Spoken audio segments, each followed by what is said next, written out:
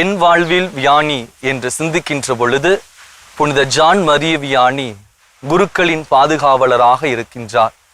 ஈர்க்கக்கூடிய வகையில் இல்லாதவர், மற்ற புனிதர்களைப் போல தேசம் கடந்து நற்செய்தி பணியாற்றாதவர், மறைசாட்சியரை போல இரத்தம் சிந்தாதவர், இறையியல் கோட்பாடுகளை தொகுத்து வழங்காதவர். ஆனால் தன்னுடைய எளிமையான வாழ்வாலும் ஜபத்தாலும் மக்களுடைய மனங்களை கவர்ந்து இன்று உலகமே போற்றக்கூடிய அளவிற்கு குருக்களின் பாதுகாவலராக இருக்கின்றார். எனவே புனித ஜான் மரிய வியானி என்னுடைய இந்த குருத்துவ வாழ்வில் ஒரு பெரிய கலங்கரை விளக்கமாக இருக்கின்றார். நான் என்னுடைய குருத்துவ அருட்பொழிவு பெற்று நான் சென்ற முதல் பங்கு ஒரு எளிய கிராமம்.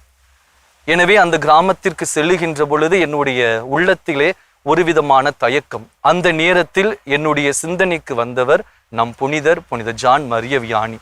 எப்படி அவர் ஆர்ஸ் என்ற ஒரு சிறிய கிராமத்திற்கு சென்று இறைவனுடைய பணியை தன்னுடைய எளிமையான வாழ்வாலும் அன்பாலும் போதித்தாரோ, அவரை போல போதிக்க நானும் அழைக்கப்பட்டுள்ளேன் என்பதனை நான் உணர்ந்து கொண்டேன்.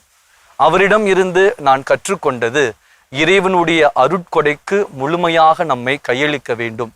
குருத்துவம் என்று சொல்லுகின்ற பொழுது ஏதோ ஒரு ஆடம்பரமான சூழ்நிலையில் மக்களுக்கு நாம் பணி செய்ய அழைக்கப்பட்டுள்ளோம் என்று கருதக்கூடாது. மாறாக அது எந்த ஒரு சூழ்நிலையாக இருந்தாலும் நம்முடைய வாழ்வால் நம்முடைய வாழ்வே பிறருக்கு மறைவுரையாக இருக்க வேண்டும் என்பதனை புனிதருடைய வாழ்விலிருந்து நான் கற்றுக்கொண்டேன். புனித ஜான் மரிய வியானி தன்னுடைய எளிமையான வாழ்வால் ஆர்ஸ் நகரிலே பணிபுரிந்தவர்.